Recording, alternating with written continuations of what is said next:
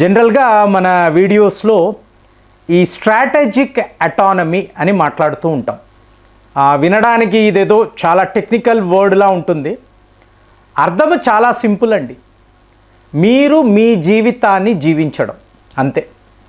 అంటే రిమోట్ కంట్రోల్లో ఎవరో మిమ్మల్ని ఆపరేట్ చేయడము అనేది ఉండకూడదు. సో దీన్ని సాధించడానికి అంటే ఇవాళ మనం సాధిస్తున్నామా ప్రశ్న వస్తుంది.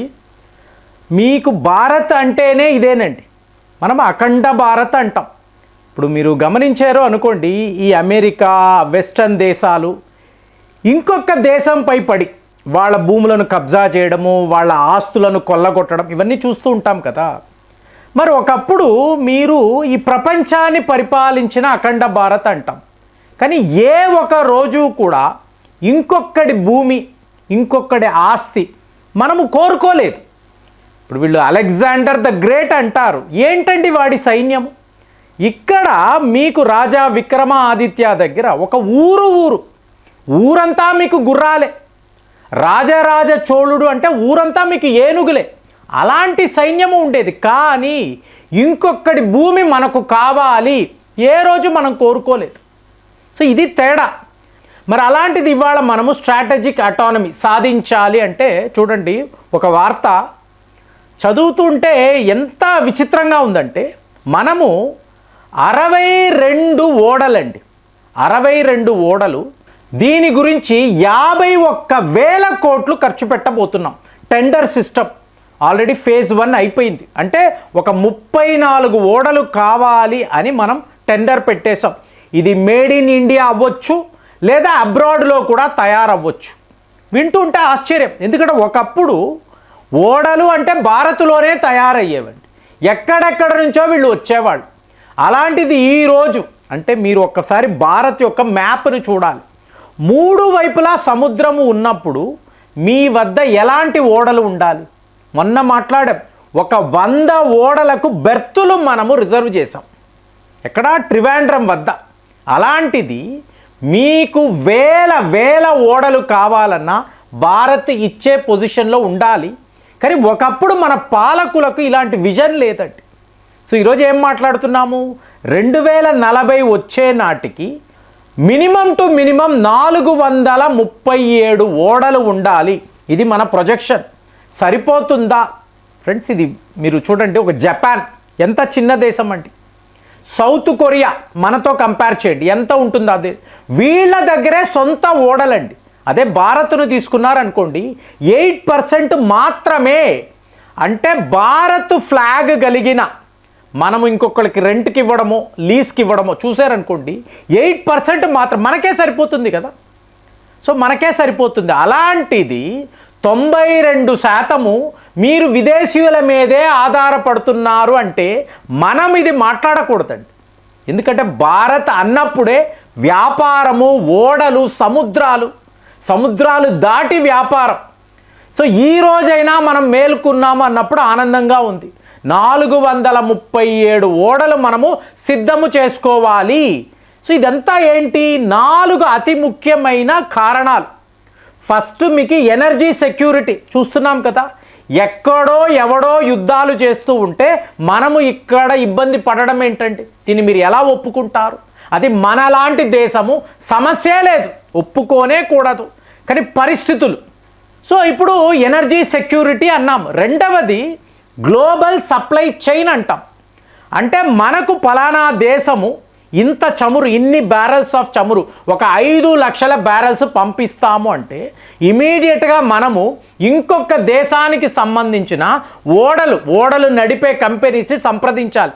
అది జపాన్ అవ్వచ్చు, సింగపూర్ అవ్వచ్చు, సౌత్ కొరియా అవ్వచ్చు, చైనా అవ్వచ్చు. అడగడం లేదండి మేము చాలా బిజీగా ఉన్నాము, లేదా మాకు భయంగా ఉంది, ఇరాన్ వాళ్ళు మా మీద దాడులు చేయొచ్చు, లేదా అమెరికా వాళ్ళు ఇలా చెయ్యొచ్చు, మేము మీకు ఓడలు ఇవ్వము అన్నారు అనుకోండి, మీ సప్లై చైన్ అంతా ఆగిపోయింది కదా.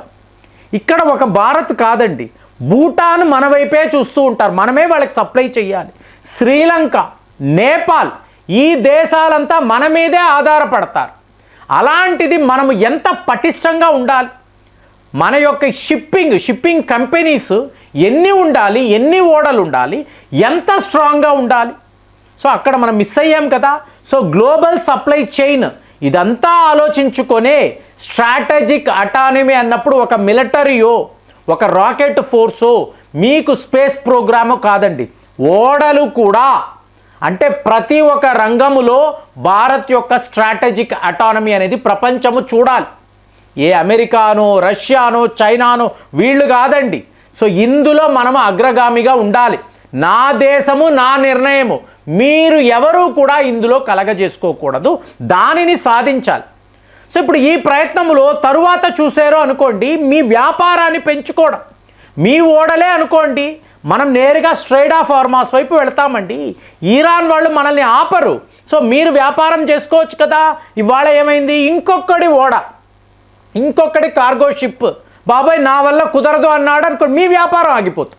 ఇది ఎంతవరకు కరెక్ట్ మీరు ఆలోచించండి. తప్పు కదా, తప్పు. సో నాలుగవ విషయం అన్నారనుకోండి, నేను మాట్లాడే స్ట్రాటజిక్ అటానమీ. సో నా ఓడలు నాకే ఉండాలి, నా వ్యాపారం నేనే చేసుకోవాలి. ఇన్సూరెన్స్ అంటారా, ఒక 13,000 కోట్లకు ఇన్సూరెన్స్ ఆల్రెడీ మనము చేసి పెట్టుకున్నామండి. రేపు వాళ్ళ భయం అదే కదా, మీకు ఒక బాంబు వచ్చి ఒక ఓడ మీద పడింది, ఒక డ్రోన్ వచ్చి పడింది, మరి నా ఇన్సూరెన్స్ ఏమిటి, గగ్గోల పెడతారు. అదే మీ దేశంలో మీకే ఇన్సూరెన్స్, ఒక స్టేట్ బ్యాంక్ ఆఫ్ ఇండియా వీళ్ళు ఇన్సూరెన్స్ ఇచ్చారు అనుకోండి, మీకేంటి ప్రాబ్లం, ఫ్లైట్ ఉండదు, మీకు ఎక్కడ ఫ్యూయల్ ప్రాబ్లం ఉండదు, మీ ఓడలను మీరే నడుపుకోవచ్చు. సో ఇలాంటి ఒక సిచ్యువేషన్ని మనము ఇక్కడ తీసుకురావాలంటే ఆల్రెడీ ఒక 34 ఓడలు తయారు చేయడానికి, అది ఇండియాలోనైనా జరగవచ్చు లేదా విదేశాల్లో అయినా జరగవచ్చు, కానీ మనమైతే రెడీ చేయాలి. ఇక్కడ ఎల్ఎన్టీ లాంటి మీకు దిగ్గజ సంస్థలు ఉన్నాయి, వాళ్ళు ఈ పనులు చెయ్యగలరు. సో అలాంటప్పుడు మీ సెల్ఫ్ రిలయంట్ ఇండియా ప్రోగ్రాములో, స్ట్రాటజిక్ అటానమీ ప్రోగ్రాములో షిప్పింగ్ అన్నప్పుడు మీకు ఇందులో ఆయిల్ ట్యాంకర్స్ ఉంటాయి, ఎల్పిజి ఉంటుంది, ఎల్ఎన్జి ఉంటుంది, ఇలాగ వివిధ రకాల కార్గో ఓడలను మీరు రెడీ చేసుకొని, అంటే నెక్స్ట్ 10 ఇయర్స్లో మనము ఎప్పుడు ఏ దేశము వద్దకు వెళ్ళి మీ షిప్పులు మాకు రెంట్కి ఇస్తారా, లీజ్కి ఇస్తారా, ఇదంతా మనం అడగనే కూడదండి. అలాంటి పరిస్థితి భారత్కు రాకూడదు. వేరే వాళ్ళకు రావచ్చు, మనకు లేదండి. ఎందుకు అంటే ఎప్పుడూ కూడా మనము ఒక నంబర్ 1 కంట్రీగానే ఉండేవాళ్ళం. సో ఇవాళ ఇదంతా మాట్లాడుతుంటే ఎప్పుడు చరిత్రేనా అంటారు, అలా కాదండి. మన దేశం యొక్క మ్యాప్ శంఖాకారము అంటాము. ఇక్కడ 3 పక్కలా కూడా సముద్రమే ఉంటుంది. మన వాళ్ళు ఇక్కడ నుంచి పెద్ద పెద్ద ఓడలు వేసుకొని వ్యాపారాలు చేశారు.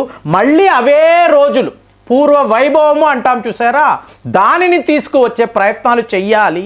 కాబట్టి ఆయుధాలు అస్త్రాలు కాదండి, మీ వద్ద ఎలాంటి ఓడలు, అందులో కూడా వార్షిప్స్ అని మాట్లాడతాం. సో పెద్ద పెద్ద వార్షిప్స్ ఉన్నాయి, కానీ మీ వ్యాపారం, సో మీరు విదేశాలకు చేయాల్సిన ఎక్స్పోర్ట్స్, మీ జీడిపి, సో ఇదంతా చూడాలి కదా.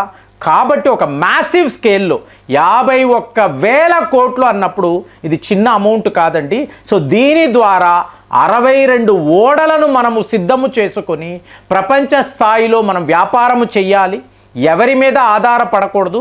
మన ఇన్సూరెన్స్, మన ఫ్లైట్, మన ఓడలు ఇక్కడ భారత్ దాకా, అంటే మన జెండా ఎగురుతుంది అంటే ఇది వీళ్ళది, దీన్ని ఆపకూడదనే ఆ గ్లోబల్ పవర్ ఇవాళ మనకుంది. అయినా కూడా ఓడలు లేకపోవడంతో మనం విదేశాలు, ఫారినర్స్ మీద డిపెండ్ అవ్వాలి.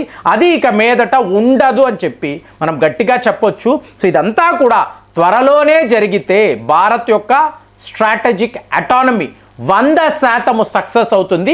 ఇది జరగాలి అని భారతీయులు కోరుకోవాలి. మరి మీ ఆలోచన అలాంటి ఒక రోజు త్వరలోనే వస్తుందని మీకు అనిపిస్తుందా? మీరు ఏం ఆలోచిస్తున్నారు? కామెంట్స్లో రాయండి. మళ్ళీ వచ్చే వీడియోలో కలుద్దాం. జై హింద్.